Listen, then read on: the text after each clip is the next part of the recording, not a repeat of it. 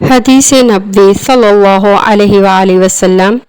حضور صلی اللہ علیہ وآلہ وسلم نے فرمایا کہ وحی نازل ہوتے وقت کبھی مجھ کو گھنٹی کی سی آواز محسوس ہوتی ہے اور کبھی وحی کی یہ کیفیت مجھ پر بہت شاق گزرتی ہے۔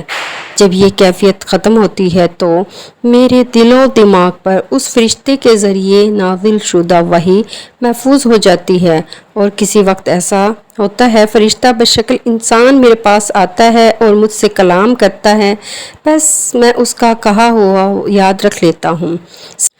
حضرت صلی اللہ علیہ وآلہ وسلم پر وحی کا ابتدائی دور اچھے سچے پاکیزہ خوابوں سے شروع ہوا۔